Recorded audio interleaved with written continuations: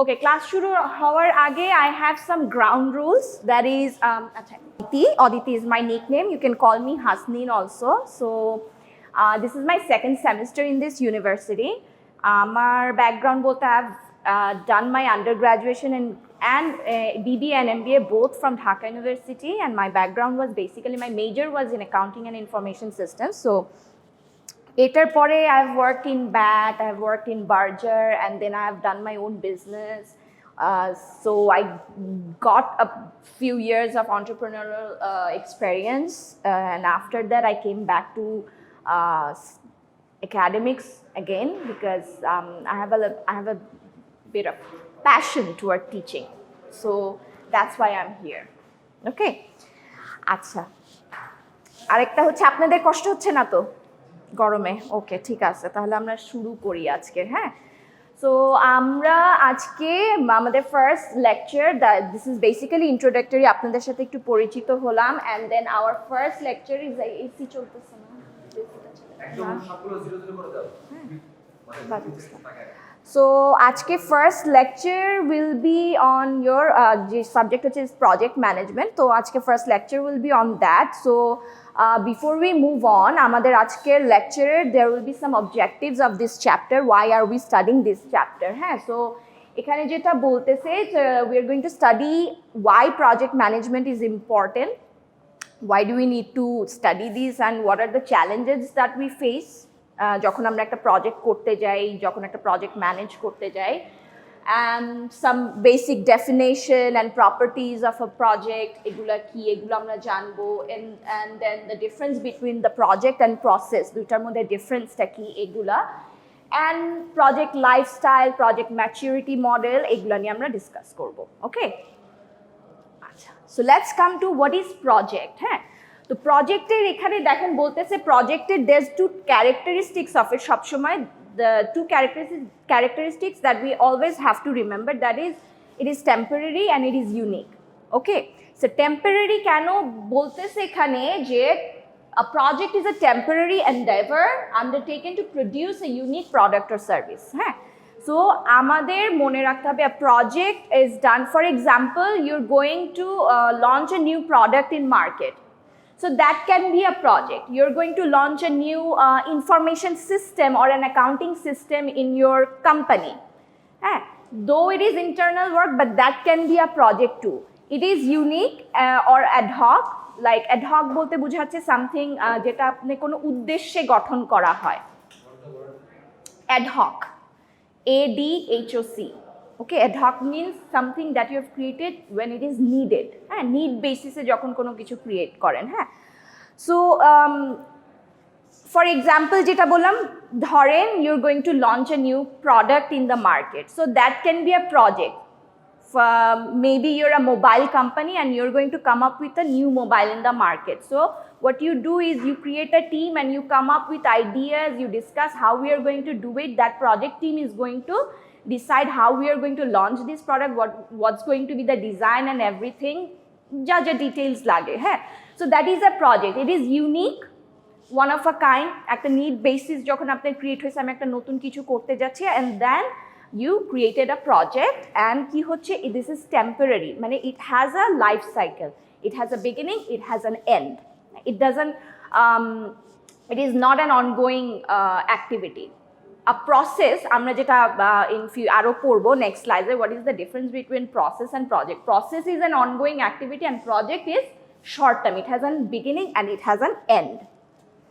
আচ্ছা, second point এখানে কি বলছে, project is a unique venture with a beginning and end, যেটা আমরা বললাম, and কি বললো, it is conducted by people to meet established goals within parameters of cost, schedule and quality. বলতেছে যে the goal is what, we are going to launch a new product, that is my goal, and we always have to remember that project has some constraints. Hey, your resources are never unlimited, right? Resources are always limited. Whether that resources is your human resources or your financial resources or your technical resources or the schedule here. Schedule is your timing. You don't have unlimited time, right? একটা time তো আপনার থাকতে হবে, একটা schedule থাকতে হবে, আপনি একটা নতুন প্রোডাক্ট নিয়ে আসতেছেন। হ্যাঁ, সো ওইটার জন্য এখানে বলতেছি কি যে আমার একটা নির্দিষ্ট গোল থাকবে, আমার কিছু কনস্ট্রেন্টস আছে, ওই প্যারামিটার্সের ভিতরে থেকে এই গোলটাকে আমি অ্যাচিভ করবো। এমন বলছে কি যে প্রজেক্টের একটা বিগিনিং অ্যান্ড এন্ড আছে, ওকে। অ্যান্ড দ্য থার্ড পয়েন্ট এখানে কি বলতেছে, so that is the definition of project. আমরা বললাম what is project to understand in a very simplistic way. And project management কি বলতেছে যে this is project management is the science and art of organizing all the components of a project. So একটা project করতে গিয়ে যত ধরনের components এটার ভিতরে ইনভলভড আছে, ওটার art and science is project management, okay. কোনো কোয়েশ্চেন, কিছু বোঝার আছে? আচ্ছা, let's talk about some elements of a project, okay. আচ্ছা, ফার্স্ট এখানে কি বলতেছে, projects are complex and one time process, ঠিক আছে। প্রজেক্টস কমপ্লেক্স কেন? বিকজ এখানে বলতেছে যে project is initiated to meet a certain goal and it is complex because it requires the coordination of different inputs. আপনার একটা প্রজেক্ট করতে গেলে বিভিন্ন ডিপার্টমেন্ট থেকে শুরু করে বিভিন্ন মেম্বার অর্গানাইজেশনের বিভিন্ন মেম্বার্স টু ডিফারেন্ট অর্গানাইজেশন, মানে ডিপার্টমেন্ট থেকে অনেক ধরনের ইনপুট আপনাকে এক জায়গায় এনে নিয়ে এসে সেটাকে কোঅর্ডিনেট করতে হয়। So that's why project is complex. আচ্ছা, কি বলতেছি, it exist only until its goal has been made and after that it is dissolved. So one time process, goal যখন আপনার মিট হয়ে গেছে, আপনার project is done and then that is dissolved or that project is terminated, stop হয়ে যাচ্ছে, ঠিক আছে। For example, যেটা আমরা এতক্ষণ বলতেছিলাম যে launch of a new product, you have come up with an idea, maybe আপনি একটা মার্কেটে ঢুকলেন, একটা প্রবলেম আইডেন্টিফাই করলেন, আচ্ছা ঠিক আছে এই প্রবলেমটাকে আমি কিভাবে সলভ করতে পারি, you come up with ideas. If that idea is relevant with your company, you propose, acha, this is a problem, we can come up with a new product in the market, there is an opportunity, so let's launch a new product. Then you make a project team, you make plans, and ultimately ki hoy last e apni market e chharen. For example, you came up with a new idea for a mobile, dual feature কি camera feature নিয়ে হয়তো আসছেন, you're the first pioneer in that area. So ওরকম করে আসছেন, আসার পর you commercially আপনার মার্কেটে ছেড়ে দিলেন যখন, তখনই ইউর প্রজেক্ট এন্ডস, ঠিক আছে। সো কমার্শিয়ালি ছেড়ে দেওয়া মানে কিন্তু আবার এটাও না যে once you have launch your product in the market, you also need to think যে if it is a commercial success or not. হ্যাঁ, এটাও আপনার প্রজেক্টের একটা পার্ট, যে আপনি শুধু যে কনস্ট্যান্ট মোবাইলটাকে ক্রিয়েট করলেন, ঠিক আছে, but it is not a commercial hit, then that is not a successful project. হ্যাঁ, তখন কি হলো, you have done all the right things wrong, right. Achha, let's talk about the second element of a project, that is projects are limited by budget, schedule and resources. Exactly what we have been discussing is that amader resources are always limited. It's not unlimited. So we do have some constraints. Any industry te jan, any company te jan, you always have some constraints, that is your resources. Resources can be in various kinds. Human theke, financial theke, technical theke, anything. So এখানে বলছে কি, the projects are resource constraint activities, okay. So it requires that members work with limited financial and human resources for a specified time period. মানে আপনার human রিসোর্সেসেরও constraint আছে, financial রিসোর্সেসেরও constraint আছে, even your timing has some constraint. আপনার নতুন প্রোডাক্টের idea নিয়ে বের হলেন, you have to have some timing, যে আমি next 3 months I will launch this, otherwise আপনি তো সারা জীবন ধরে প্রজেক্ট করতে থাকতে পারেন না, রাইট। একটা টাইমিং থাকতে হবে যে কোন টাইমে মার্কেটে আমি এন্টার করবো, what will be the most ideal time. আমার কম্পিটিটর যদি আবার থাকে, সেই কম্পিটিটর যদি আমার আগে লঞ্চ করে ফেলে, তাহলে তো আমার জন্য loss. So you always have to have some time line. সো এই টাইম লাইনের যে কনস্ট্রেন্ট থেকে শুরু করে রিসোর্সেসের যে কনস্ট্রেন্টসগুলো আছে, এগুলোর মধ্যে থেকে আপনাকে কাজ করতে হবে, and that is one of the elements of project. Okay, number 3 is projects are develop to resolve a clear goal or a set of goals. ওই যে এতক্ষণ ধরে আমরা যেটা বলতেছিলাম, you always have some kind of goal for your project. What is my goal, what is my objective, right. So এখানে বলছে projects are designed to yield a tangible result, মানে আপনি যে প্রজেক্টটা করতে যাচ্ছেন ওখান থেকে কিছু রেজাল্ট তো পাইতে হবে।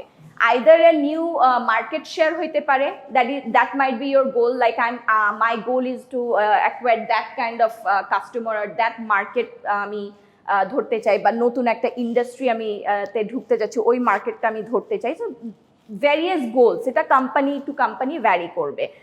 আচ্ছা, এখন কি বলছে, whether the goal is to build a bridge, implement a new account system or win a presidential election, অথবা মানে ইভেন ইয়োর আপনার বিয়ের যেই ওয়েডিং প্ল্যানিং করেন, দ্যাট ইজ অফ প্রজেক্ট 2, ঠিক আছে? শেষ হয়ে যায় বিয়ে, তারপর প্রজেক্টও শেষ হয়ে যায়। So the goal has to be very specific in a project, ঠিক আছে? What ever may be the case, এখানে বিভিন্ন এক্সাম্পল দিয়েছে যে আপনি সেটা ইলেকশন থেকে শুরু করে একটা ব্রিজ বিল্ডিং থেকে শুরু করে সব কিছুরই you have to have a goal, and যখন আপনি গোলটা আপনার ডিসাইড করবেন, it has to be very specific, এবং ওইভাবেই আপনার প্রজেক্টটাকে সাজাতে হবে, অর্গানাইজ করতে হবে, so that you can achieve that aim.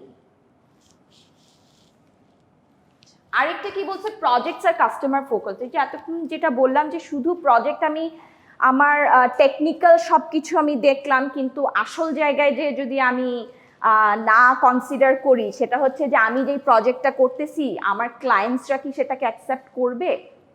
Is that needed in market? Does the client want this? Does the client has any kind of need for this product? এই জিনিসগুলোকে আমাকে চিন্তা করতে হবে, right?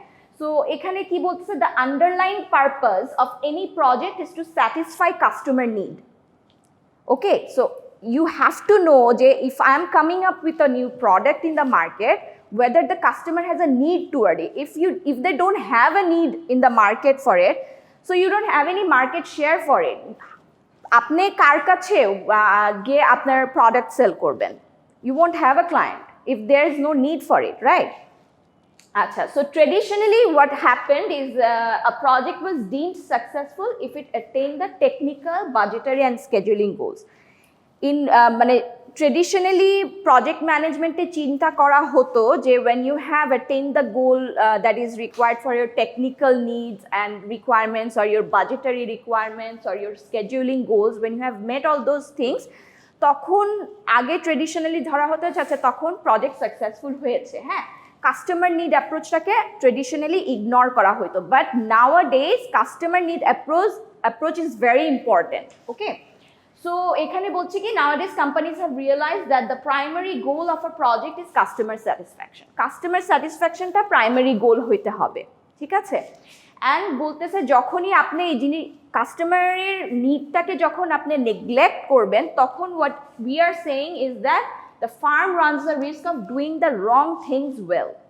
You're doing all the wrong things, খুব সুন্দরভাবে কাজ করতেছেন, you're doing everything right, you're scheduling is perfect, একদম টাইমলি করতেছেন, your technical requirements যা আছে সব কিছু খুব সুন্দরভাবে করতেছেন, but you've ignored the customer need, then you're doing everything wrong, ঠিক আছে? so doing the wrong things, খুব সুন্দরভাবে wrong thing গুলো খুব সুন্দরভাবে করেছেন, ঠিক আছে?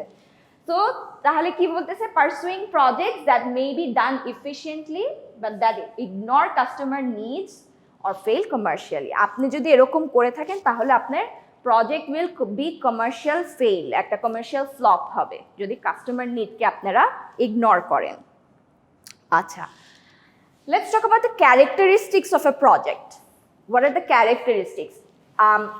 আমরা যেটা বললাম, প্রজেক্টস আর অ্যাডহক এন্ডেভার্স। হ্যাঁ, অ্যাডহক কি, যেটা বললাম কোনো উদ্দেশ্যে যখন কোনো কিছু গঠন করা হয় বা তৈরি করা হয়, দ্যাট ইজ অ্যাডহক। হ্যাঁ, so project is a ad hoc endeavour and that has a life cycle. আপনার আর আমাদের যেরকম আছে না যে আমাদের from birth to death we have a life cycle, same a project has a life cycle. Okay, হচ্ছে রেকর্ড হচ্ছে? ওকে, আচ্ছা, নাম্বার 2 কি বলতেছে, projects are the building blocks for any organisational strategy. আচ্ছা, আপনাকে এই জিনিসটাও মাথায় রাখতে হবে, যখন when you are building, your organization must have a strategy, right? Every organization has. So project management works as a building block. For example, you have come up with a policy or an idea in your organizational strategy যে communication একটা system থাকতে হবে, হ্যাঁ, efficiency আনতে হবে। So ওটার জন্য এই ইফিসিয়েন্সিটা আনার জন্য হয়তো বা আপনার কোম্পানিতে এতদিন দেয়ার ওয়াজ নো ইএমএস, যেটা আমাদের একটা অর্গানাইজেশনের থাকে কমিউনিকেশন লুপ ক্রিয়েট করার জন্য বা একটা ইনফরমেশন সিস্টেম একটা ক্রিয়েট করার জন্য, হ্যাঁ। সো এইটা ধরেন ছিল না, তো তখন এই ধরনের স্ট্র্যাটেজি যখন ক্রিয়েট হলো, বললো কি okay then we need to introduce some kind of system, একটা কমিউনিকেশন সিস্টেম আমাকে এখানে ডেভেলপ করতে হবে আমার কোম্পানির জন্য, to support the policy or the support the strategy that we have decided, হ্যাঁ। সো এই যে এই ইনফরমেশন সিস্টেমটাও যে আনতে হবে বা করতে হবে, তখন কি করে প্রজেক্ট ক্রিয়েট হয়, ইন্টারনালি একটা প্রজেক্ট ক্রিয়েট হয়, আচ্ছা এই জিনিসটা আমাকে এস্টাবলিশ করতে হবে আমার কোম্পানির ভিতরে। So that is a project too. So এইভাবেই project is working as a stepping stone for organisational strategy, হ্যাঁ। আচ্ছা, নাম্বার 3 কি বলছে, projects are responsible for the newest and most improved products, services and organizational processes. এটা তো I think না বোঝার কিছুই নাই যে আমরা যখন নতুন কোনো কিছু করতে যাচ্ছি, এনি নিউ প্রোডাক্ট লঞ্চ আর এনি নিউ সার্ভিসেস লঞ্চ করতে যাচ্ছি, or we are trying to introduce a new process or accounting system in our company, everything is a project, হ্যাঁ। সো উই আর ডিসাইডিং যে একটু আগে বললাম যে we have decided যে আমার একটা ইনফরমেশন সিস্টেম আমার কোম্পানিতে লাগবে। সো ওইটা করার জন্য তো আমাকে একটা টিম ক্রিয়েট করতে হবে, আমরা কিভাবে করব কাজটা, কিভাবে এটাকে এস্টাবলিশ করব, all of this things are projects, হ্যাঁ। সো এইরকমভাবে এখানে বলতেছে যে যত নতুনত্ব যত আছে, নতুন আইডিয়াস বলেন, নতুন প্রোডাক্ট বলেন, সিস্টেম ইন্ট্রোডাকশন বলেন, বা নতুন ফিলসফি, হ্যাঁ, এই জিনিসগুলো প্রজেক্ট হেল্প করে থাকে এবং এটার জন্য প্রজেক্ট রেসপন্সিবল থাকে। Okay, so number 4 is saying that philosophy, যখন নতুন কোনো ফিলসফি আনতে যাই আমার ম্যানেজমেন্টে, বা একটা স্ট্র্যাটেজি যখন আনতে চাই বা চেঞ্জ আনতে চাই, তখন আমাদেরকে ওই দিক থেকে প্রজেক্ট আমাদেরকে হেল্প করে থাকে বা প্রজেক্ট রেসপন্সিবল থাকে। ফর এক্সাম্পল, যে আমরা ধরেন যখন প্রথম অ্যাপলের আইফোন যখন আসে, হ্যাঁ, তখন তো ওটার মতো কেউ ছিল না, right? They were very like pioneer ওই ইন্ডাস্ট্রিতে। এরকমভাবেও যে একটা টাচ স্ক্রিন হইতে পারে, এত ইউজার ফ্রেন্ডলি হইতে পারে, এরকম কিন্তু আর কেউ ছিল না যখন তারা আসে। বাট ওরকমই যদি তারা থেকে যেত, স্ট্যাগনেন্ট যদি থাকতো তারা, তাহলে কিন্তু নতুন নতুন চেঞ্জেস যে এখন আসতেছে, এই জিনিসগুলো কিন্তু আসতো না। সো এই চেঞ্জেসগুলো আসে কিভাবে একটা কোম্পানিতে, এই ধরনের স্পেশালি আইটি অ্যান্ড টেক এই ধরনের কোম্পানিগুলোতে আপনি যে দেখবেন যে এদের হোল অর্গানাইজেশনের স্ট্রাকচারটা এরকম থাকে যে that helps in running projects. They are very project based organization, হ্যাঁ। বিকজ প্রজেক্ট ওরিয়েন্টেড কেন হয়, যে নতুন নতুন আইডিয়া তো ওদেরকে আনতে হয়, মার্কেটে কি ডিম্যান্ড আছে এখন, কাস্টমারদের ক্লায়েন্টরা কি চায়, এই যে ডিম্যান্ডগুলা বের করা, মার্কেট রিসার্চ করা, হ্যাঁ, R&D থেকে শুরু করে এনিথিং, আইটিতে হোক, আপনার টেকনোলজিতে হোক, যেখানেই হোক, হ্যাঁ। সো এই জিনিসগুলো করার জন্য you have to have projects, right? আপনি যদি নর্মাল আপনি ডে টু ডে অর্গানাইজেশন চালানোর যেই সাইকেল ম্যানেজমেন্টের যেই সব জিনিসপত্রগুলো তো চলতেই থাকবে, বাট নতুন আইডিয়া আনতে হলে, নতুন প্রোডাক্ট করতে হলে আপনাকে প্রজেক্ট দরকার হয়। তো এরকমই ধরেন আমাকে বলতেছে কি, যখন আমি একটা ম্যানেজমেন্টের নতুন ফিলসফি আনতে যাই বা ম্যানেজমেন্টে চেঞ্জ আনতে যাই, ওই সব ক্ষেত্রে প্রজেক্ট হেল্প করে থাকে, হ্যাঁ। আচ্ছা, তারপরে কি বলতেছে, project management entails crossing functional and organisational boundaries. কেন? আমরা যেটা বললাম যে প্রজেক্ট ক্রিয়েট করতে গেলে you need to have a project team, right? So তখন কি হচ্ছে, প্রজেক্ট টিম কিভাবে কনসিস্ট করে, ইউ হ্যাভ টু ফাংশনাল বলতে এখানে কি বুঝতে, সেটা কি আপনারা জানেন? ফাংশনাল ডিপার্টমেন্টস কি একটা অর্গানাইজেশনে?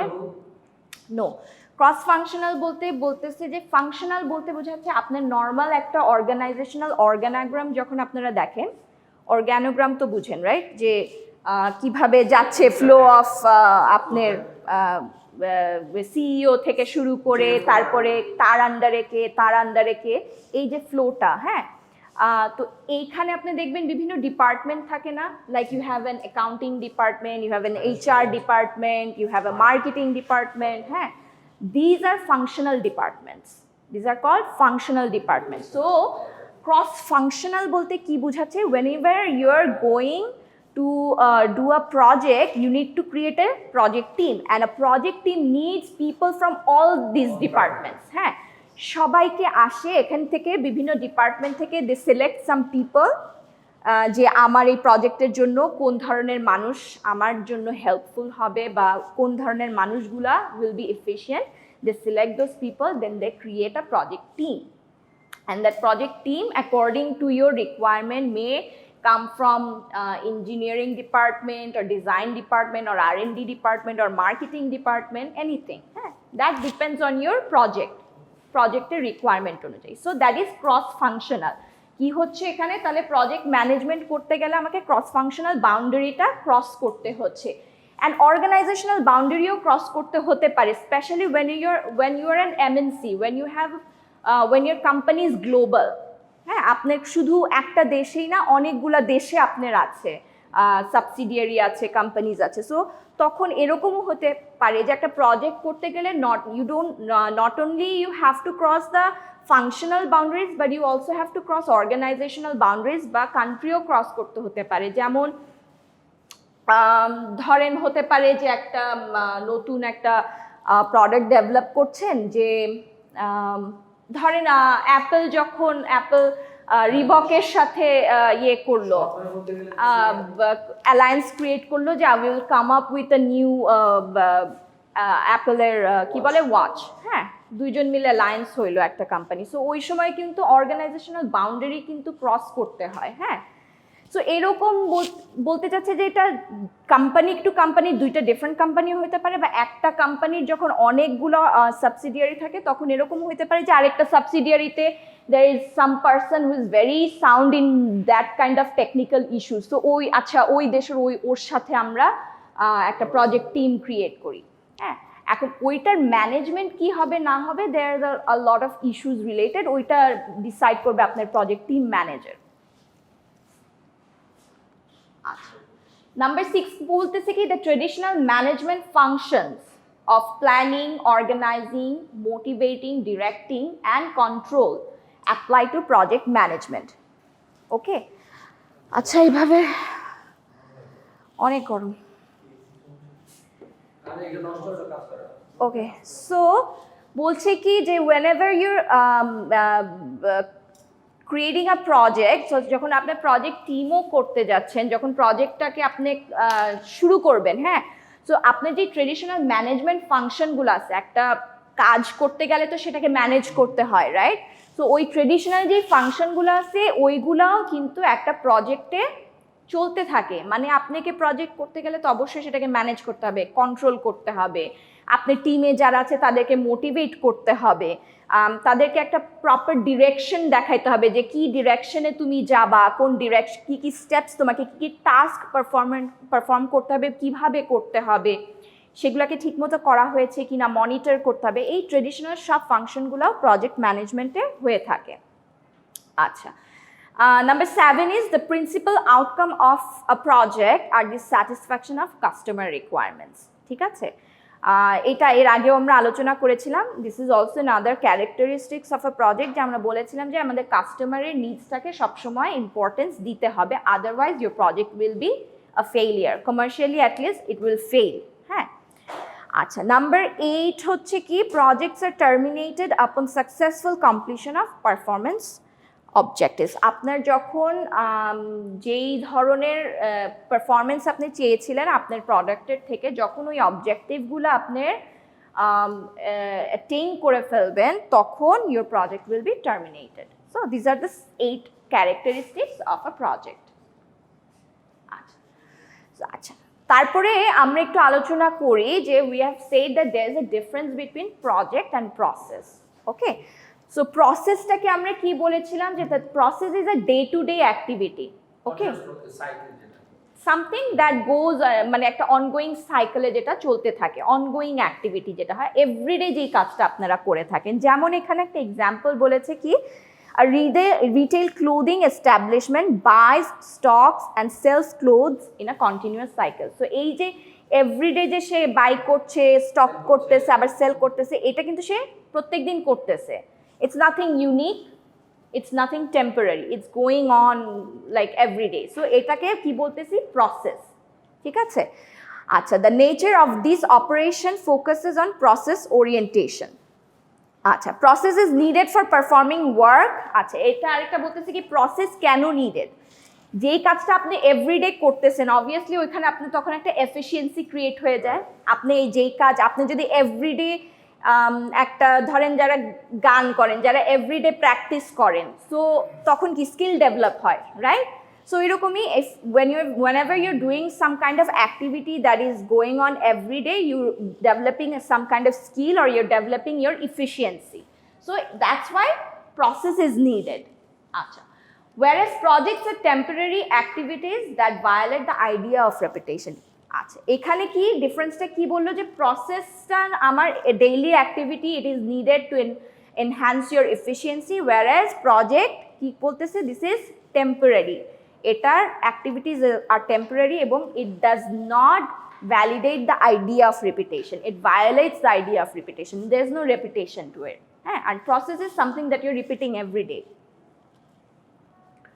আচ্ছা, এখানে একটু ইন শর্টে একটা টেবিলে ডিফারেন্সগুলো দেখানো হয়েছে, the difference between process and project management. So প্রসেসে এটি যেটা বললাম যে প্রসেসে রিপিট হচ্ছে, প্রজেক্টে কোনো রিপিট হচ্ছে না, দিস ইজ সামথিং নিউ, ওকে। প্রসেসের আপনার অনেকগুলো অবজেক্টিভ থাকতে পারে, একই সাথে একটা প্রজেক্টের সেভারাল অবজেক্টিভ থাকতে পারে, বাট প্রজেক্টে দেখা যায় কি we have one goal, one objective. আচ্ছা, প্রসেস কি বলছিলাম যে this is an ongoing activity and project is একদম just one shot, a limited life. আচ্ছা, প্রসেস বলছে কি this is homogeneous and project is heterogeneous. আচ্ছা, homogeneous means something that's similar, প্রসেসের কাজগুলোর হয়তো একটা সিমিলার নেচার থাকে, ঠিক আছে। আর প্রসেসে কি বলছে, this is a well established system, আর প্রজেক্টে নিউ সিস্টেম হইতে হবে, something that you are going to create, ঠিক আছে। আর প্রসেসে বলতেছি যে এখানে আপনার there is a greater certainty of performance, cost and schedule, মানে আপনার কোয়ালিটি অফ ওয়ার্ক বলেন, আপনার কস্টিং থেকে শুরু করে আপনার বাজেট থেকে শুরু করে ইউ নো অলরেডি, যেহেতু আপনি এটা এভরিডে করতেছেন, যে আমি জানি আমার এখানে কত খরচ হবে, আমি জানি আমার কতটুকু সময় লাগতে পারে একটা কাজ করতে গিয়ে, বা একটা জিনিস ধরেন ফ্যাক্টরিতে কাজ করতে গেছি, আমি জানি যে আমার 1 ইউনিট অফ ব্যাটারি, ধরেন আপনি you have a battery factory, আপনি জানেন আপনার 1 ইউনিট অফ ব্যাটারি ক্রিয়েট করতে কতটুকু কস্টিং আছে, কতটুকু টাইম লাগবে, সব কিছু আপনি জানেন, কোয়ালিটিটা কীরকম হবে আপনার প্রোডাক্টের সবই জানেন। বাট প্রজেক্টের ক্ষেত্রে আপনি সেটা জানেন না, there is an uncertainty because this is something new, আপনি নতুন ক্রিয়েট কিছু করতে যাচ্ছেন, আপনি এখনো সব কিছু জানেন না, সব ভ্যারিয়েবলস ইউ ডোন্ট নো। আচ্ছা, এরপরে কি বলতেছে, this is part of line organization, ওই যেটা বললাম যে this is a part of আপনার যে এরকম নর্মাল অর্গ্যানোগ্রাম আপনার অর্গানাইজেশনে যেরকম আছে ওটার পার্ট এটা, হ্যাঁ। আর this is outside of organisation, line organisation. অনেক ক্ষেত্রে এরকম হয় যে বিভিন্ন কোম্পানিতে যখন কোনো প্রজেক্ট আসে, অনেক কোম্পানির অর্গানাইজেশন এরকম থাকে যে আলাদা প্রজেক্ট ম্যানেজমেন্ট অফিসের মতো থাকে, পিএমওস বলে ওগুলাকে, হ্যাঁ। Those are outside of the normal hierarchical যেই আপনার অর্গানাইজেশনাল লাইন আছে ওটার বাইরে হয়, হ্যাঁ। এরকম ধরনের অর্গানাইজেশনাল স্ট্রাকচারও অনেকের হয়ে থাকে, just two support the activities of a project, হ্যাঁ, সো দ্যাট তাদের কাজে যাতে কোনো হ্যাম্পার না হয়, হ্যাঁ, স্মুথলি যাতে যেতে পারে। সো এরকমও অনেক সময় হয়ে থাকে। সো বেসিক্যালি বলতে চাচ্ছে যে প্রসেসের যে সিস্টেমটা, যে কাজটা চলে সেটা একটা নর্মাল লাইন অর্গানাইজেশনের যেরকমভাবে চলে ওরকম স্মুথলি চলতে থাকে, but project is something different, হ্যাঁ। It's not part of your everyday job, everyday activity, it is something different, it is temporary. আচ্ছা, এরপরে কি বলছে, this is the bastions of established practices. Process অবশ্যই আপনি এটাকে আপনার এস্টাবলিশড প্র্যাকটিসেসকে সবসময় সাপোর্ট করতেছে প্রসেস, এস্টাবলিশ প্র্যাকটিসেসের বাইরেই যখনই যাচ্ছেন তখন সেটা হয়ে যাচ্ছে প্রজেক্ট। আচ্ছা, সাপোর্টস দ্য স্ট্যাটাস কুয়ো, মানে প্রসেস সবসময় চেঞ্জেস পছন্দ করে না, তারা একটা এস্টাবলিশ প্র্যাকটিসেসের মধ্যে যায়। আগের পয়েন্ট পৌঁছলেই বুঝবেন যে এস্টাবলিশ প্র্যাকটিস মানে কি, কোনো চেঞ্জ আসতেছে না, যেভাবে চলে আসতেছে ওভাবেই চলতেছে। যখনই চেঞ্জেস আসতেছে, আমরা যেটা এলিমেন্টসের মধ্যে পড়ছিলাম যে যখনই কোনো নতুন ফিলসফি আসে, নতুন আইডিয়া আসে, বা কখনো কোনো নতুনত্ব যখন আপনারা আনতে যান, তখনই কিন্তু প্রজেক্ট এটাকে হেল্প করে থাকে বা রেসপন্সিবল থাকে। তো at the same time status কোর ক্ষেত্রেও project will be more inclined to bring in the new changes in your company. আচ্ছা, so now let's talk about life cycle. আমরা তখন কি পড়লাম যে আমাদের প্রজেক্টের there is a life cycle to it, there is a beginning and there is an end. আচ্ছা, so এই লাইফ সাইকেলে বলতেছে যে the project has 4 stages or 4 phases। হ্যাঁ, ফার্স্ট ফেজটা কি বলতেছে? ইনিশিয়েশন মানে আপনার শুরু যেটা, ঠিক আছে। আর এরপরে আসতেছে planning, after that execution and lastly আপনার প্রজেক্ট ক্লোজার। এই 4টা ফেজ। আচ্ছা, ইনিশিয়েশনে আপনি কি করেন? এই সময়টা হচ্ছে শুরু, মানে ধরেন আপনি একটা প্রবলেম ডিফাইন করতেছেন এই সময়, যে there is this problem and we have to come up with some kind of idea, or maybe I have come up with some kind of idea, আমরা এটা করতে চাই। এই সময় আপনি প্রবলেম ডিফাইন করতেছেন, আপনি চিন্তা করতেছেন আচ্ছা এখানে আমার কি রিসোর্স লাগতে পারে, কি না লাগতে পারে, আমার এই প্রজেক্টের ইন্টারেস্টেড টিম মেম্বার কারা হইতে পারে, এই প্রজেক্টের স্টেক হোল্ডার কারা হইতে পারে, কারা এই প্রজেক্টে ইন্টারেস্টেড হইতে পারে। হ্যাঁ, সো এই ধরনের জিনিসগুলো সব কিছু ইনিশিয়েশন ফেজে হয়ে থাকে। আচ্ছা, then comes the planning phase. So after আপনি কি করলেন, যখন আপনি ধরেন আপনার বোর্ডের কাছে ইউ প্রপোজড ইউর প্রজেক্ট, হ্যাঁ, আফটার দ্যাট প্রজেক্ট প্রপোজ করার পরে after that you need to do your প্ল্যানিংয়ের ভিতরে আপনার বাজেটারি প্ল্যান থেকে শুরু করে, স্কেডিউলিং প্ল্যান থেকে শুরু করে, ফাইন্যান্সিয়াল প্ল্যান, এভরিথিং খুব ডিটেইলে এখানে প্ল্যান করা হবে যে এই প্রজেক্টটা করতে গেলে কি কি আমার দরকার হবে, just two execute it in a efficient manner. আচ্ছা, এরপরে প্ল্যানিংয়ের পরে আসে কি এক্সিকিউশন, মানে এই সময় আপনি যেই প্ল্যানটা করছেন সেটাকে অ্যাকশনে রূপান্তরিত করতেছেন। You turn your plan into an action, that is your execution phase. Okay, so ধরেন এই সময় এসে আপনি অ্যাকশন এক্সিকিউশন ফেজে এসে আপনার টিমটাকে বিল্ড করলেন। আপনার প্রজেক্ট একটা কাজ হতে পারে, আরও অনেক কাজ থাকে। প্রজেক্ট টিম বিল্ড করতে গিয়ে তাদেরকে আনলেন, মানুষজনকে আনলেন, তাদেরকে নিয়ে একটা টিম ডেভেলপ করলেন। এই জিনিসগুলো বিভিন্ন আরও যেসব প্ল্যানিংয়ের ভিতর যেগুলা কাজ ছিল সেগুলাকে সব কিছু এক্সিকিউট করবেন প্ল্যান অনুযায়ী এই স্টেজে এসে।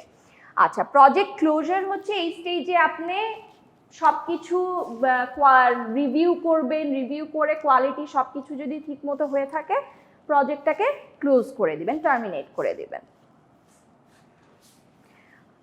নেক্সট আসেন আমরা ওই যেই 4টা যেই 5টা যে পয়েন্টগুলো ছিল ওটারই একটু ডেসক্রাইব করেছে। এখানে কি বলতেছে যে ইনিশিয়েশন অর কনসেপচুয়ালাইজেশন ফেজে যেটা কি বলতেছে, this is the development of initial goal.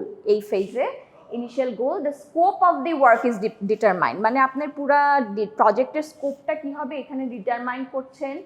Necessary resources কি লাগতে পারে সেটা আইডেন্টিফাই করছেন, ইম্পর্টেন্ট স্টেক হোল্ডার কারা তাদেরকে আইডেন্টিফাই করতেছেন।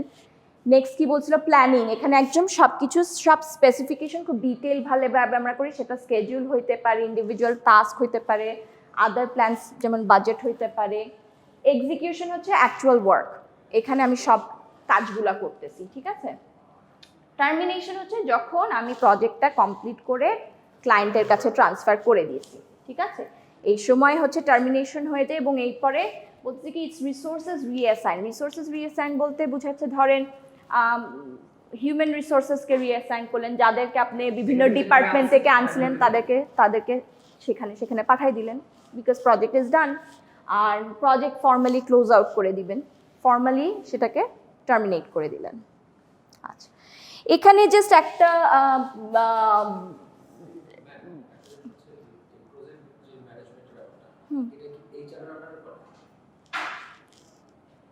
না না না না বেসিক্যালি এইচআর এর আন্ডারে পড়ে না, বিকজ নর্মালি যারা খুব প্রজেক্ট ওরিয়েন্টেড কোম্পানিজ হয় ওদের ওখানে এইচআর মেনটেন করে কিছু জিনিস, অবভিয়াসলি হিউম্যান রিলেটেড যাই হবে সেটা এইচআর মেনটেন করে।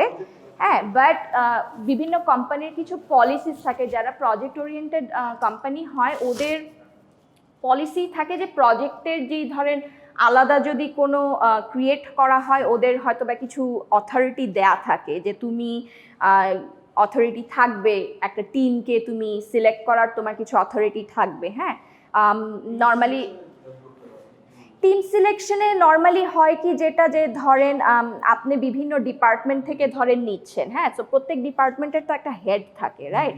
সো নর্মালি দেখা যায় যে that this will vary from the মানে অর্গানাইজেশন টু অর্গানাইজেশন ভ্যারি করবে depending on their policy and their culture, যে কতটুকু হেল্পফুল হয় হেডরা। অনেক সময় অনেক ডিপার্টমেন্ট এরকম, অনেক অর্গানাইজেশন এরকম থাকে যারা প্রজেক্টকে খুব একটা বেশি পাত্তা দেয় না।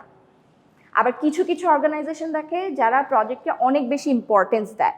সো দুই ধরনের ক্ষেত্রে সাপোর্ট উইল বি ডিফারেন্ট, ঠিক আছে? সো ওইখানে যখন একটা প্রজেক্ট টিম আপনার ক্রিয়েট হয়ে যায়, তখন কিন্তু ওইটার উপর এইচআর এর কোনো আধিপত্য থাকে না। প্রজেক্টের যে টিম ম্যানেজার থাকে, সে হচ্ছে পুরো জিনিসটাকে হ্যান্ডেল করবে, ম্যানেজ করবে। Team manager will be accountable to someone higher, যে আমার যে একটা হইতে পারে আপনার অর্গানাইজেশনের পলিসি অনুযায়ী project team manager has to maybe answer to a board, হইতে পারে। হ্যাঁ, এটা ডিপেন্ড করবে কমপ্লিটলি আপনার অর্গানাইজেশন সিস্টেমটা কি বা আপনার পলিসিটা কি। যে ধরেন হইতে পারে যে যে প্রজেক্ট আছে টপ ম্যানেজমেন্টের সবাইকে আপনার রেসপন্সিবল থাকবেন, তাদের কাছে অ্যান্সার করতে হবে। That might be the policy of your organization. হ্যাঁ, সো ওই অনুযায়ী আপনার যখন একবার টিম ক্রিয়েট হয়ে যায়, তখন টপ ম্যানেজমেন্টের কাছে আপনি সব কিছু অ্যান্সার করবেন, যে এভাবে এভাবে হচ্ছে, এইভাবে প্রজেক্টটা আগাইছে, এত দূর পর্যন্ত আগাইছে, এখনও 40% কাজ বাকি আছে, কি কি সমস্যা হয়েছে ওগুলাকে আমরা কিভাবে ফেস করছি, এই সব কিছু তখন করা হয়ে থাকে। আর ডিপার্টমেন্ট হেডের সাথেও প্রজেক্ট ম্যানেজার যারা থাকে তাদেরকেও একটা সুসম্পর্ক বা একটা গুড রিলেশনশিপ রাখতে হয়, because you're bringing in all the human resources from their departments. So if you don't have a good relationship with them, what happens is that they won't give you the good quality of people, or they will hinder your process. ঠিক আছে, আপনাকে একটা কাজ করতে দিয়ে অনেক বাধা দিবে। হইতে পারে এরকম হইতে পারে যে ডিপার্টমেন্টেরও কিন্তু কিছু নিজস্ব গোল থাকে, টার্গেটস থাকে, যে না যে কোয়ার্টারলি বা ইয়ারলি বা কোয়ার্টারলি কিছু গোলস থাকে, হ্যাঁ, টার্গেট থাকে, ওগুলো মিট করতে হয়। তখন এরকম হইতে পারে যে ধরেন আপনার ডিপার্টমেন্ট হেডের সাথে প্রজেক্ট ম্যানেজমেন্টের সম্পর্ক ভালো না, কল ব্যাক করলো যে না এখন আমার একে লাগবে, এখন একে দিয়ে তুমি কাজ করতে পারবে না, I will give you someone else. হ্যাঁ, সো এইরকম ধরনের কাজ যখন হয় তখন প্রজেক্টের অনেক প্রবলেমস হয়। বা আপনাকে প্রথম থেকেই এমন কোন এমপ্লয়িকে দিল, নেগোশিয়েট যখন করতে গেলেন, এমন কোন এমপ্লয়িকে দিল যে হয়তো বা খুব একটা ভালো কাজ করে না, অ্যাক্টিভও না, খুব একটা ভালো না। হ্যাঁ, সো এইখানে প্রজেক্টের ক্ষেত্রে যেমন আমরা পরে যখন আরও চ্যাপ্টার্সগুলো পড়বো, আমরা আরও জিনিস বুঝবো যে project is basically not only about your technical skills. You have to have some interpersonal skills to be a good project manager also. You have to have good leadership skill. You have to have, beside your technical skill, you also have to have all those interpersonal skills. যে কিভাবে manage করতে হবে, you have to understand the politics of your organization. হ্যাঁ, এটাও আপনাকে বুঝতে হবে, কার সাথে কীরকম সম্পর্ক মেনটেন করতে হবে, অল অফ দিস থিংস। হ্যাঁ, সব কিছু প্রজেক্ট ম্যানেজারকে হ্যান্ডেল করতে হয়। আচ্ছা, সো এখানে একটা লাইফ সাইকেলের একটা যেই ডায়াগ্রাম দেওয়া হয়েছে, এখানে বেসিক্যালি দেখানো হয়েছে যে আপনার কোন ফেজে এসে কীরকম এফোর্টটা দিতে হয়। হ্যাঁ, সো এইখানে যদি লাইনটা দেখেন যে ইনিশিয়েশন ফেজে এফোর্ট ইজ কম, যত টাইম যাচ্ছে আপনার প্ল্যানিংয়ে যাচ্ছেন, এক্সিকিউশনে যাচ্ছেন, এফোর্ট বাড়তেছে, অ্যান্ড অ্যাট দ্য টার্মিনেশনে আস্তে আস্তে এটা ডাউনওয়ার্ড মোশনে চলে গিয়েছে। ওকে, এখন দেখেন এই কম্পোনেন্টগুলো যে আছে এগুলোর ইফেক্টটা কি, ওটা তো আমরা দেখলাম এফোর্ট কোন স্টেজে গিয়ে কীরকম। এখন আমরা দেখব যে এই যে প্রজেক্ট লাইফ সাইকেল আছে, এদের কিছু কম্পোনেন্ট আছে এবং এদের ইফেক্টগুলো কীরকম কি হয় সেটাও আমরা দেখব থ্রু দিস ডায়াগ্রাম। ঠিক আছে, আচ্ছা, ফার্স্টে আমরা কম্পোনেন্টগুলো কি সেগুলো একটু পড়ি। আচ্ছা, সো ফার এই যে এই পর্যন্ত যে পড়লাম, কোনো কোয়েশ্চেন আছে নাকি আগে সেটা বলেন স্যার। এর আগ পর্যন্ত যে পড়লাম কোনো কোয়েশ্চেন আছে নাকি সবাই সব বুঝছেন? আচ্ছা, সব খুব আইদার আমি খুব ভালো পড়াই আর নাহলে আপনারা খুব ভালো স্টুডেন্ট। কোনটা উপর দিয়ে যাচ্ছে সেটা বলেন। হ্যাঁ এটা আসলে আমাদের রিয়েল লাইফ বেস তো সুবিধা হচ্ছে। আচ্ছা, আর কাজ সব আপনাদের ধরনের রিয়েল লাইফ বেস? আপনাদের সবাই তো উই প্রফেশনাল না, সবাই প্রফেশনাল না, some of them are very new. So কারো কোনো কোয়েশ্চেন আছে? Anyone has any question? কিছু বুঝতে সমস্যা হচ্ছে, আমি বকা দেই না, সো কোয়েশ্চেন করতে পারেন। যতবার কোয়েশ্চেন করবেন আমি ততবার বুঝাবো। আপনি ইউরন, হাউ অ্যাবাউট ইউ? সব বুঝছেন? হ্যাঁ, দিয়ে দিব তাহলে। এতই যখন আপনাদের ইচ্ছা, আমি দেখি ইউনিভার্সিটিকে একটা কথা বলবো ইউনিভার্সিটির কোনো প্রজেক্ট আপনাদের হাতে দিয়ে দিব আমরা, ঠিক আছে? আচ্ছা ঠিক আছে। সো এখন আমরা একটু আসি যে আমরা যে এতক্ষণ প্রজেক্ট লাইফ সাইকেল নিয়ে ডিসকাস করলাম, এফোর্ট নিয়ে কথা বললাম, যে যখন আমি ইনিশিয়াল স্টেজে থাকতেছি তখন আমার অবশ্যই কাজের এফোর্ট কম হবে, যত টাইম যাবে বাড়বে, আস্তে আস্তে যখন শেষ হয়ে যাবে এফোর্ট কমে যাবে। এখন দেখি আমরা এই প্রজেক্ট লাইফ সাইকেলের এফোর্টের পরে আসেন কিছু এই লাইফ সাইকেলের কিছু কম্পোনেন্ট আছে যেগুলো আমরা এখানে আলোচনা করবো। এই কম্পোনেন্টগুলো কিভাবে এফেক্ট করতেছে, হ্যাঁ, সেগুলো আমরা ডায়াগ্রামের থ্রুতে বুঝবো। আচ্ছা, তো আগে দেখি কম্পোনেন্টগুলো কি। কম্পোনেন্ট বলতে কি বোঝাচ্ছে এখানে দেখেন, বলতেছে যে project life cycle is also a useful means of ভিজুয়ালাইজিং the activities. Life সাইকেলের থ্রুতে আপনি একটা জিনিসকে ভিজুয়ালাইজ করতে পারেন, অ্যাক্টিভিটিগুলোকে। হ্যাঁ, আপনি যখন কোনো কিছু ভিজুয়ালাইজ করবেন তখন কিন্তু আপনি বুঝতে সুবিধা হয় যে কোনো কাজই। হ্যাঁ, সো প্রজেক্ট লাইফ সাইকেল ওখানে হেল্প করে থাকে। আচ্ছা, এরপরে কি বলতেছে, দেয়ার আর 5 কম্পোনেন্টস, ঠিক আছে, একটা লাইফ সাইকেলে। সেটা হচ্ছে ক্লায়েন্ট ইন্টারেস্ট, প্রজেক্টের stake, resources, creativity and uncertainty. এই 5টা কম্পোনেন্ট আছে। ক্লায়েন্ট ইন্টারেস্ট কি বলতেছে, যে আমার ক্লায়েন্টের এনথুজিয়াজম কত এই প্রজেক্টে, তাদের ইন্টারেস্ট কত আছে। হ্যাঁ, আর হচ্ছে যে প্রজেক্টের স্টেক বলতে যেটা বোঝাচ্ছে যে এই যে আপনার কোম্পানি একটা প্রজেক্ট নিল, এখানে তার ইনভেস্টমেন্ট কতটুকু, নিশ্চয়ই ইনভেস্ট করতে হয়েছে, সেই ইনভেস্টমেন্টের স্টেকটুকু কতটুকু, সেটা হচ্ছে প্রজেক্ট স্টেক। আপনার প্রজেক্ট যত লম্বা টাইম পর্যন্ত যাবে প্রজেক্টের স্টেকও কিন্তু তত বাড়তে থাকবে, মানে ইনভেস্টমেন্ট কিন্তু ততই বাড়তে থাকবে। স্টেক মানে হচ্ছে, I don't know the proper Bangla, wait, অংশ হইতে পারে, বুঝছেন? স্টেক হোল্ডার না, স্টেক, জাস্ট স্টেক। মানে আপনার এখানে আপনার অংশটা কি এখানে, আপনার what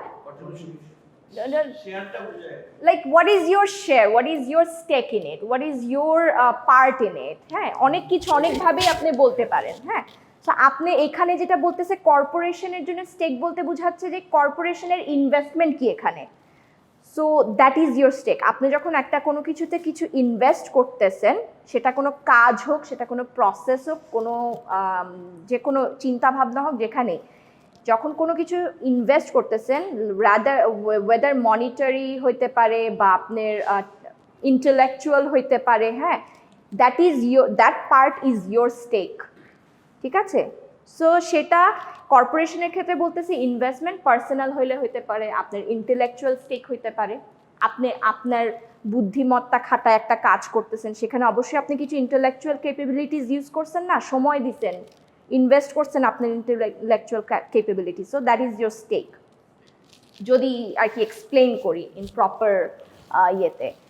আচ্ছা, যাই হোক, তো এখানে প্রজেক্ট স্টেক বলতে বোঝাচ্ছে কর্পোরেশনের ইনভেস্টমেন্ট কতটুকু, ওই প্রজেক্টে কতটুকু ইনভেস্ট করতেছে আমার কোম্পানি এই প্রজেক্টের পিছে। রিসোর্সেস হচ্ছে যে আমি কি রিসোর্সেস কমিট করতেছি এই প্রজেক্ট করতে গিয়ে, সেটা হিউম্যান রিসোর্স, ফাইন্যান্স হোক আর টেকনিক্যাল হোক, ঠিক আছে। ক্রিয়েটিভিটি বলতে কি বোঝাচ্ছে, আমার এই প্রজেক্টটা করতে গিয়ে মানে to the extent or the degree of innovation যেটা আপনার লাগবে, নতুন নতুন ইনোভেশন করতে হয় না, ক্রিয়েটিভিটি আনতে হয় না একটা কাজ করতে গিয়ে, সেটা আপনার কোনো প্রোডাক্ট হোক বা কোনো আইডিয়া হোক বা কোনো প্রসেস হোক, you have to come up with creativity, innovation আনতে হবে। সো ওইটার ডিগ্রিটা কতটুকু হবে সেটার একটা কম্পোনেন্ট প্রজেক্ট লাইফ সাইকেলের একটা কম্পোনেন্ট, ঠিক আছে। Uncertainty, the degree of risk, uncertainty বুঝাতে, হ্যাঁ, যে রিস্কটা কতটুকু associated, the degree of risk associated with your project, হ্যাঁ। ইউজুয়ালি দেখা যায় যে প্রজেক্টের শুরুতেই রিস্ক অনেক বেশি হাই থাকে, because you don't have all the information that you need. একদম ইনিশিয়াল স্টেজে ইউ ডোন্ট নো যে আমি যে নতুন প্রোডাক্ট মার্কেটে নিয়ে আসতেছি, I don't even know the materials are available or not, whether I have the required suppliers in the market, whether I have the required technical expertise আমার কোম্পানিতে আছে কিনা, হইতে পারে না, I might not have those technical expert people, right? So এই কারণে দেখা যায় যে ইনিশিয়েশন স্টেজে usually uncertainty or the degree of risk is higher project life cycle এ। এটাকে আমরা একটু যদি একটা ডায়াগ্রামের মাধ্যমে দেখি তাহলে আমাদের জন্য খুব ইজি হবে। সো এখানে আমি দেখেন প্রত্যেকটা ভাগ করছি 4টা phase: conceptual, planning, execution and termination, right? So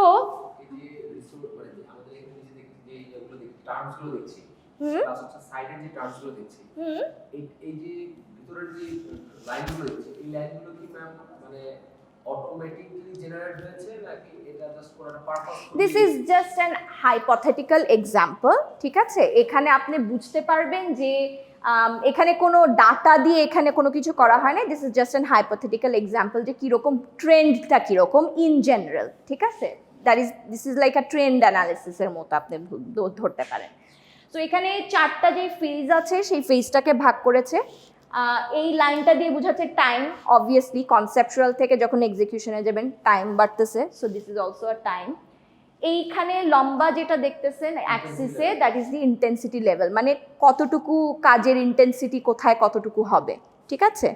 যে আমরা তো অ্যাকচুয়ালি ইফেক্ট যেটাকে বলে, ইফেক্ট অর ইন্টেন্সিটি, এখান থেকে আমরা বুঝবো যে কম বেশি কোথায়, ঠিক আছে। এগুলো হচ্ছে এতক্ষণ আমরা যেই কম্পোনেন্টগুলো পড়লাম সেই কম্পোনেন্টগুলো, ঠিক আছে। ফার্স্ট ছিল কি client interest, this is the client interest, right? আচ্ছা, ক্লায়েন্ট ইন্টারেস্টের লাইনটা যদি দেখেন কনসেপচুয়াল লেভেলে বলতেছে অনেক বেশি। ধরেন আপনি আইফোনের loyal, I am iPhone loyal user, Apple user, ঠিক আছে। সো যখন আমরা কি করি, আইফোনের তো প্রত্যেক বছর আসে না প্রোডাক্ট, রাইট?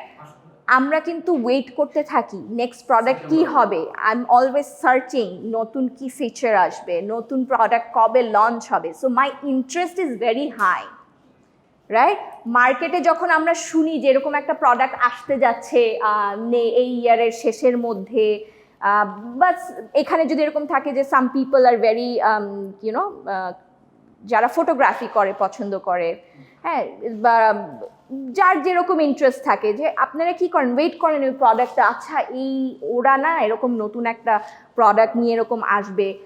কোম্পানিরাও অনেক সময় কি করে যে যখন নতুন আইডিয়া তাদের কিছু করতে যায়, তারা কিন্তু একটা হাইপ ক্রিয়েট করে মার্কেটে, একটা পিআর করে, তারা রিপোর্টার্সদেরকে ডাকে, আচ্ছা আমরা এটা নিয়ে কাজ করতে যাচ্ছি, হয়তো বা বছর শেষে আমরা এই জিনিসটা পাবো। ইভেন ইন ফার্মাসিউটিক্যাল ইন্ডাস্ট্রিতেও আপনি যদি দেখেন, দে আর অলওয়েজ কিন্তু doing some kind of PR, যে we are coming up with new medicine for cancer or with new medicine for AIDS, হ্যাঁ, এরকম কিন্তু একটা পিআর সবসময়ই চলতে থাকে। সো ক্লায়েন্টের ইন্টারেস্ট দেখা যায় কি নর্মালি এনি প্রজেক্টে ফার্স্টের দিকে ইনিশিয়াল স্টেজে একটু হাই থাকে, তারপর যখন আস্তে আস্তে সময় যাচ্ছে, বছর যাচ্ছে, আস্তে আস্তে একটু কমে, হ্যাঁ। সো বিকজ তখনও মার্কেটটা আসে নাই, সময়ের সাথে সাথে আস্তে আস্তে কমতে থাকে।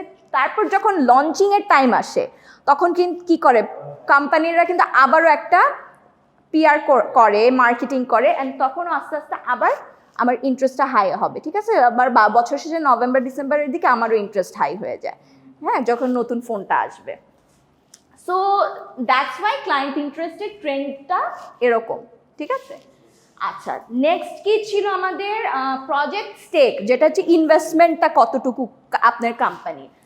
আচ্ছা, প্রজেক্ট স্টেকেরটা কি বলতেছে যে অবভিয়াসলি এখনও কেবল কনসেপচুয়াল ইনিশিয়াল স্টেজে আছে, আপনি কেবল হয়তো বা প্রজেক্ট প্রপোজ করছেন, এই সময় তার আপনার ইনভেস্টমেন্ট হাই থাকবে না, সময় যত যাবে নেক্সট ফেজে আপনি যাবেন, আপনার ইনভেস্টমেন্ট বাড়তে থাকবে। যখন এক্সিকিউশনে যাবেন ইনভেস্টমেন্ট হবে, টার্মিনেশন লঞ্চ যখন করবেন একটা ইনভেস্টমেন্ট যাবে। তো সময় যত যাবে ইনভেস্টমেন্ট আর প্রজেক্ট স্টেক বাড়তে থাকবে, রাইট? আচ্ছা, এরপরে আসে আমাদের কি রিসোর্সেস। আচ্ছা, রিসোর্সেসের ক্ষেত্রে আপনি দেখবেন initially obviously you are not investing all your resources. Resources বলতে এখানে শুধু not only money or financial, human resources, technical resources সব কিছু বোঝাচ্ছে। হ্যাঁ, সো ইনিশিয়াল স্টেজে কম, রিসোর্সেসের ক্ষেত্রে দেখা যায় কি এক্সিকিউশন লেভেলে এসে সবচেয়ে হাই হয়ে থাকে, কারণ এই সময় এসে আপনি সব কিছু এক্সিকিউট করতেছেন। ধরেন আপনার নতুন একটা প্রোডাক্ট বানাচ্ছেন, সেই প্রোডাক্টের যা যা বানাতে যা যা লাগবে সব রিসোর্সেসগুলো এক্সিকিউশন লেভেলে অ্যাকশন, এক্সিকিউশন মানে কি অ্যাকশন, সো ওই লেভেলে এসে অনেক বেশি হাই। টার্মিনেশনে গিয়ে একটু কমে যায়, নট কমপ্লিটলি ডাউনওয়ার্ড বাট একটু কমে যায়, বিকজ ওই যে আমরা একটা বলতেছিলাম না, যখন টার্মিনেট হয়ে যায় আমরা রিসোর্সেসগুলো একবার রিঅ্যাসাইন করাই দিচ্ছি, রাইট? হিউম্যান রিসোর্সেস হলে তাকে তার ডিপার্টমেন্টে পাঠাই দিচ্ছি, এরকম এই কারণে টার্মিনেশনে এসে এসে একটু রিসোর্সেসের ইনভেস্টমেন্টটা কমে যায়। আচ্ছা, ক্রিয়েটিভিটি যেটা বললাম, ইনোভেশনের লেভেল কতটুকু কোথায় প্রয়োজন, আপনি যে প্রজেক্টটা করতে যাচ্ছেন এখানে ক্রিয়েটিভিটির ডিগ্রিটা কোথায় কতটুকু দরকার, কতটুকু আছে। হ্যাঁ, তো ক্রিয়েটিভিটির ক্ষেত্রে দেখা যায় যে কনসেপচুয়াল লেভেলে কিন্তু it's not starting very low but it's starting কিন্তু কোয়াইট হাই। বিকজ আপনার ক্রিয়েটিভিটি একদম বিগিনিং থেকেই কিছু না কিছু দরকার হয় আপনি যখন একটা নতুন প্রোডাক্ট নিয়ে আসেন। কারণ আপনি নতুন প্রোডাক্ট কখন আনতে যান, যখন you have some kind of new idea. A new idea is a degree of innovation also. আপনি এখন তো এরকম যদি হতো সবার মধ্যেই ক্রিয়েটিভিটি আছে, তাহলে তো আমরা দেখতাম কি এভরিডে কেউ না কেউ নতুন নতুন প্রজেক্ট নিয়ে বের হয়ে গেছে, right? So there are people or company যারা মার্কেট রিসার্চ করে, সব কিছু রিসার্চ করে মার্কেটে দেখে কোন জিনিসের নিড আছে, সেটার হয়তো বা একটা প্রবলেম বের করে যাচ্ছে দিস ইজ দ্য প্রবলেম, এটার সলিউশন কি হতে পারে, তাহলে এটা একটা আইডিয়া বের করে এটা সলিউশন আমরা এরকম একটা প্রোডাক্ট নিয়ে আসবো বা এরকম একটা প্রসেস নিয়ে আসবো মার্কেটে। হ্যাঁ, এরকম করেই তো বেসিক্যালি নতুন আইডিয়া আসে, নতুন বিজনেস ক্রিয়েট হয়, রাইট? সো আ ডিগ্রি আর a level of creativity is needed, conceptual লেভেলও দরকার হয়। এরপরে যখন প্ল্যানিং স্টেজে আসে, ধরেন নতুন প্রোডাক্ট নিয়ে আসতেছেন, ওটার তো একটা কিছু টেকনিক্যাল রিকোয়ারমেন্ট থাকে, রাইট? তারপরে কিছু ডিজাইন রিলেটেড জিনিস থাকে যে কীরকম ডিজাইন হইতে হবে।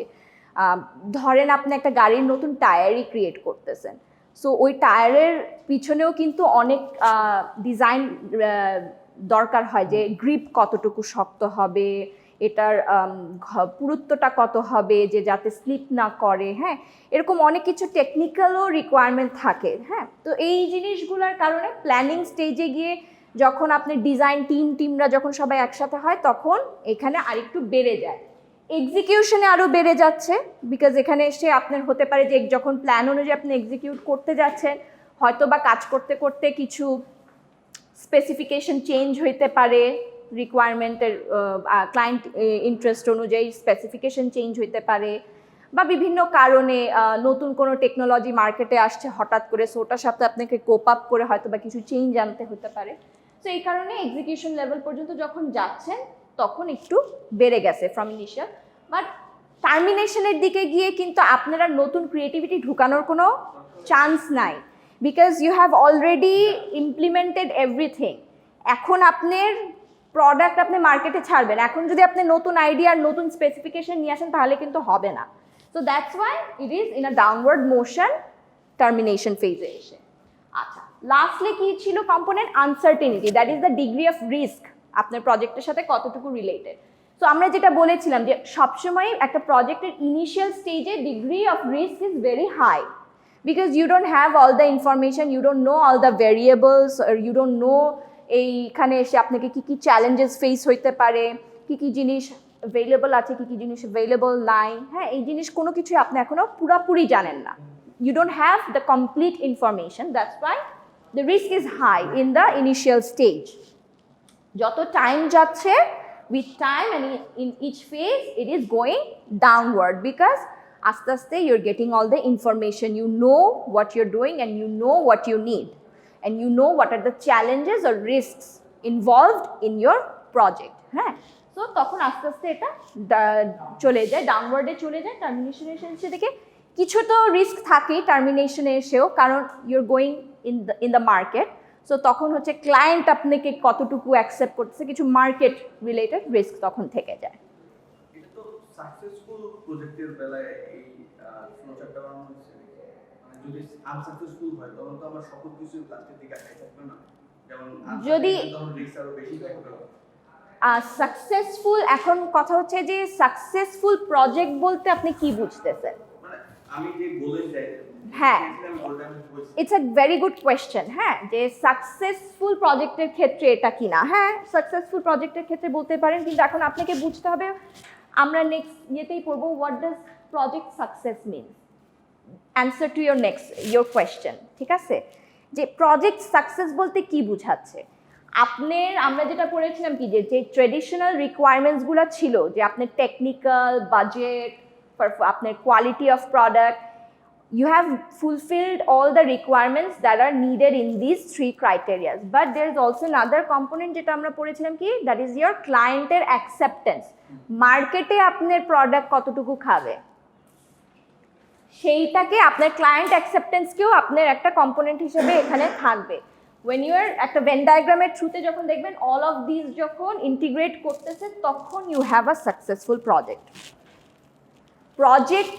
হয়ে টার্মিনেশনে, যেটা আমরা কি বলেছিলাম, যে ট্রেডিশনালি আমরা চিন্তা করতাম যে ওই 3টা যে কনস্ট্রেন্ট আছে আমাদের, ওই 3টার মধ্যে যদি আমি কাজ করি সুন্দরভাবে তাহলে হয়ে যাবে। No, what we learned is that ওই 3টা নিয়ে যদি শুধু আমরা পড়ে থাকি, that is doing the wrong things well. So you have to have some, যখনই আপনি একটা প্রজেক্ট করতে যাবেন আপনাকে প্রপার মার্কেট রিসার্চ করতে হবে, যে আমি এই প্রোডাক্টটা নিয়ে আসতেছি, মার্কেটে কি আমার ক্লায়েন্ট এটাকে অ্যাকসেপ্ট করবে কি করবে না, অ্যাটলিস্ট অতটুকু চিন্তা মাথায় নিয়ে আসতে হবে। কমার্শিয়ালি যদি ফ্লপ করেন তাহলে that project is not a successful project. মানে প্রজেক্টটা হওয়ার আগে আরএনডি করতে হবে। অবশ্যই অবশ্যই, আমরা একটা এক্সাম্পলও দেখব, ঠিক আছে? আচ্ছা, এটা তো পড়লাম প্রজেক্ট সাকসেস, আর যেই প্রজেক্টের কিছু কনস্ট্রেন্ট আছে যেটাকে আমরা ট্রেডিশনালি বলা হতো ট্রিপল কনস্ট্রেন্ট, বাট এখন nowadays it is called the there is a quadruple constraint, that is there is a 4th element constraint added to it, that is the client acceptance. যে আমরা পড়েছিলাম যে আমার technical, budget and scheduling constraint ছাড়াও আমাকে client অ্যাকসেপ্টেন্সকে এখন include করতে হবে, এবং এখানে কাস্টমার নিডকে অনেক ফোকাস করতে হবে, otherwise your project is not successful. Okay, একটা এক্সাম্পল আমরা পড়ি, ঠিক আছে? দিস ইজ একটা হাইপোথেটিক্যাল কেস দেওয়া হয়েছে, একটা company ABC. So ABC company কি করে, তাদের হচ্ছে একটা কোচ সার্ভিস আছে। কোচ সার্ভিসটা তারা হচ্ছে সেলিব্রিটিসরা আছে না, তাদের জন্য প্রোভাইড করে থাকে। ধরেন বাইরে হলিউডে যদি দেখেন বিগ বিগ স্টারসরা যারা আছে, বা আমাদের দেশেও যদি দেখেন যে বড় বড় সেলিব্রিটিস অ্যান্ড স্টারসরা যারা থাকে, তাদের কিন্তু নিজস্ব কোচ সার্ভিস থাকে বাসের মতো, হ্যাঁ। এবং কোচের ভিতর কিন্তু অনেক ফ্যাসিলিটিস অ্যান্ড খুব সুন্দর ডেকোর, অনেক কিছু থাকে, বসার জায়গায় কমপ্লিটলি ডিফারেন্ট, হ্যাঁ। তো এরকম একটা কোম্পানির কথা বলতেছে, দ্যাট ইজ এবিসি তার নাম। এবং তারা কি করতেছে, তাদের কাছে হচ্ছে যত মিউজিক স্টার্স যারা আছে, হ্যাঁ, সিঙ্গার টিঙ্গাররা যারা আছে, তাদেরকে ট্রান্সপোর্টেশন সার্ভিস প্রোভাইড করে থাকে। আচ্ছা, এখানে কি বলতেছে, এইখানে ট্রান্সপোর্টেশন সার্ভিস বলতে বোঝাচ্ছে যে the clients lease or purchase the companies bus, হয় ক্লায়েন্টরা লিজ নেয় অথবা কিনে নেয়। আচ্ছা, তো এবিসি কোম্পানি কি করতেছিল, they were originally planning to spend a deal on a project to improve the interior. তারা চিন্তা করতেছিল যে আমরা একটা নতুন প্রজেক্ট নিব, যে আমার যেই বাসগুলো আছে বাসের ইন্টেরিয়রগুলোকে আমি আরও এনহ্যান্স করব বা আরও সুন্দর করব।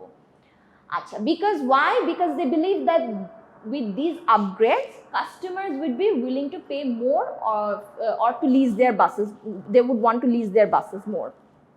যে তারা বিশ্বাস করছিল যে আমি যদি ইন্টেরিয়রের প্রজেক্টটা নেই হাতে এবং ইন্টেরিয়রগুলোকে যদি আরও সুন্দর করি, তাহলে আমার যেই ক্লায়েন্টরা আছে, তার ক্লায়েন্ট কারাই, যে মিউজিক্যাল স্টার্স যারা, সেলিব্রিটিস যারা, তাহলে ওরা আরও পে করতে চাবে লিজ নিতে যখন যাবে, আমি তাহলে আমার লিজের পেমেন্ট বাড়ায় দিতে পারবো আরও। ওকে, however prior to starting a full blown overhaul of their fleet, মানে বলতেছে যে কি করলো যদিও এরকম চিন্তা করছিল, তারা কি করলো, বুদ্ধি করে, আচ্ছা না, এই পুরো প্রজেক্ট জিনিসটা শুরু করার আগে আমি একটা কাজ করি, আমি একটু মার্কেট রিসার্চ করি। তখন তারা কি করলো যে executives decided to ask past customers what they thought about this plan. তারা কি করলো যে ঠিক আছে, একটু মার্কেট রিসার্চ করি, আমার কাস্টমারদেরকে আমি একটু জিজ্ঞাসা করি যে হোয়াট ডু ইউ থিঙ্ক, আমি যদি ইন্টেরিয়রটাকে সুন্দর করি, তোমরা কি আরো পেমেন্ট, আমি যদি আরো বেশি পে করতে রাজি আছো? সো তখন কি হলো, দেখা গেল যে surprisingly the company found that while its customer did want nice interiors, the single most important factor in selecting a coach from a company was the bus driver. That is a nice guy, someone who could get the music stars to their destination safely, who would also serve as a good ambassador for the band with fans. আচ্ছা, বললো যে ওরা যখন market research করতে গেল, যে দেখলো যে সারপ্রাইজিংলি তারা ইনফরমেশন পাইলো যে হ্যাঁ, গুড ইন্টেরিয়র তারা চায়, কিন্তু that's not the most important factor যেটার কারণে ক্লায়েন্টরা interested to pay you more lease. They will be more interested to pay you higher if you have a good driver. Good driver বলতে কি বোঝাচ্ছে, একজন good guy who will be able to safely তোমাকে ট্রান্সপোর্টেশনে দিতে পারবে এবং who will work as a brand ambassador. আমি একটা স্টার, আমি যাচ্ছি, আমার ড্রাইভার যদি হেন তেন যেন হয়, সে তো আমার একটা ব্র্যান্ড অ্যাম্বাসেডর হইল না। এভরিথিং ইন আ মার্কেটিং যখন করতে থাকবেন, your image matters a lot, specially for celebrities. So ওর ট্যুর বাসের ড্রাইভারও will be a part of that image, right? So এরকম একটা ভালো ব্র্যান্ড অ্যাম্বাসেডর হইতে হবে। সো এরকম মানুষ যদি, এরকম ড্রাইভার যদি তোমরা দিয়ে থাকো, দেন আমার লিজ আমি আরো বেশি পে করতে রাজি আছি, যেটা ক্লায়েন্টরা বললো। Okay, so based on this information ABC company dropped their original project. তারা কি করলো, এই ইনফরমেশন যখন পাইলো, তাহলে তারা তাদের ড্রপ করলো অরিজিনাল যে আইডিয়াটা ছিল যে শুধু ইন্টেরিয়র ডেভেলপ করব, ওই আইডিয়াটাকে তারা বাদ দিয়ে দিল। তারা কি শুরু করলো, instead they initiated a driver education program. তারা কি করলো, না যেহেতু ক্লায়েন্ট এটা যাচ্ছে, তাহলে আমরা আগে এই প্রজেক্টটা হাতে নেই, আমরা একটা ড্রাইভার এডুকেশন প্রোগ্রাম ক্রিয়েট করলাম, যেখানে কি করলো, they started teaching their drivers how to communicate more effectively with customers and how to retain and grow customer goodwill. মানে এখানে ড্রাইভারদেরকে কোচিং দেওয়া শুরু করলো, ট্রেনিং দেওয়া শুরু করলো যে কিভাবে কমিউনিকেশন স্কিল ডেভেলপ করতে হবে উইথ ইয়োর ক্লায়েন্টস।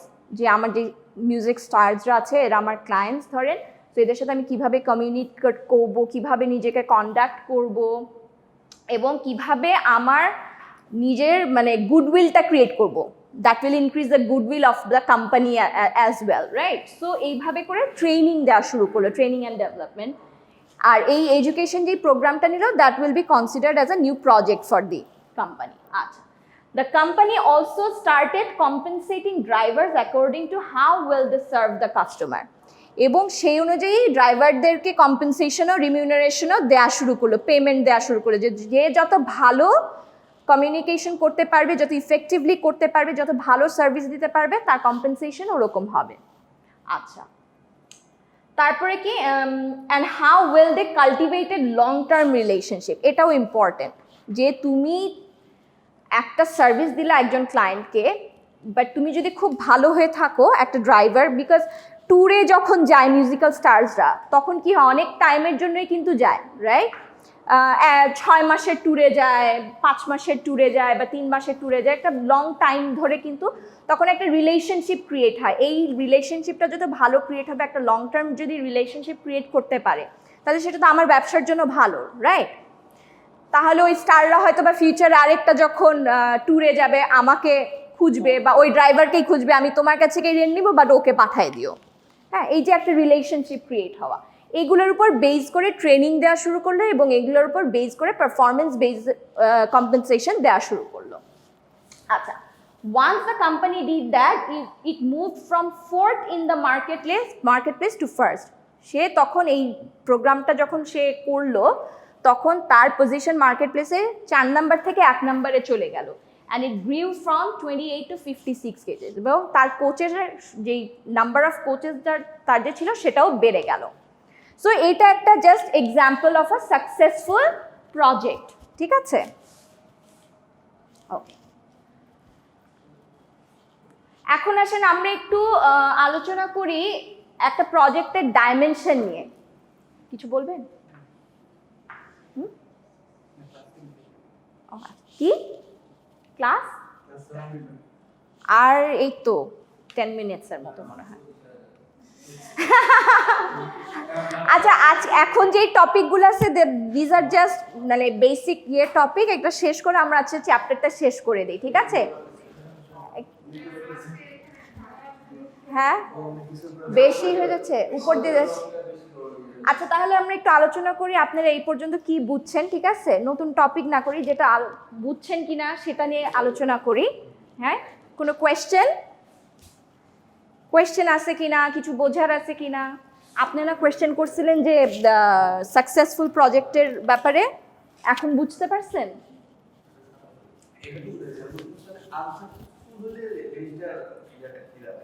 আনসাকসেসফুল হইলে হচ্ছে তখন প্রজেক্ট ফেল করলো, ঠিক আছে? আপনি কি জানতে চাচ্ছেন ট্রেন্ডটা কি হবে তখন ডায়াগ্রামে? অবভিয়াসলি রিস্ক তখন হাই হয়ে যাবে, সব কিছু হাই হয়ে যাবে, যেটা নর্মাল ট্রেন্ড সেটার বিপরীতটা হবে। হ্যাঁ, দ্যাটস দ্য অ্যান্সার আর কি। কিন্তু ওইটা ইউজুয়ালি আমাদের এখানে দেখানো হচ্ছে না, because we are talking about we want to, আমাদের উদ্দেশ্যটা কি থাকবে যে আমরা চাই না, চলুক অসুবিধা, আমরা চাই আমাদের প্রজেক্টটা সাকসেসফুল হোক, রাইট? সো ওইটার গোল রেখেই আমরা কিভাবে আগাবো ওটা নিয়ে আমরা আলোচনা করছি। হ্যাঁ, তো মার্কেটে গিয়ে যদি আনসাকসেসফুল হয় তখন you have to maybe come up with new marketing ideas, বা you may need to change some specification। হয়তো অনেক সময় হয় না আমরা প্রোডাক্ট রিকল করি মার্কেট থেকে, অনেক বড় বড় কোম্পানির কিন্তু এরকম অনেক সময় হয়েছে যে ফল্টি প্রোডাক্ট মার্কেটে আসছে, তখন আবার সব রিকল করতে হয়। হ্যাঁ, এই রিকল করার পরে আবার এটা একটা হিউজ কস্ট ইনকার করতে হয় যে কোনো কোম্পানিকেই যখন এরকম হয়ে থাকে। হ্যাঁ, সো তখন ওটাকে আমরা বলে থাকি যে that was a project failure. So এরকম হয়ে থাকে তখন আপনাকে নতুন করে হয়তো বা ফল্টি জিনিসকে আবার ঠিক করতে হয়। আবার অনেক সময় হয় যে আপনার মার্কেটিং প্ল্যান হয়তো বা খারাপ ছিল, সেই মার্কেটিং প্ল্যান যে চেঞ্জেস আনতে হয়। তো এরকম চেঞ্জেস আনতে হলে তখন তো বাজেটে আপনার এফেক্ট করে থাকে কোম্পানির। সো এইটাই। আর কিছু কোয়েশ্চেন আছে কারো?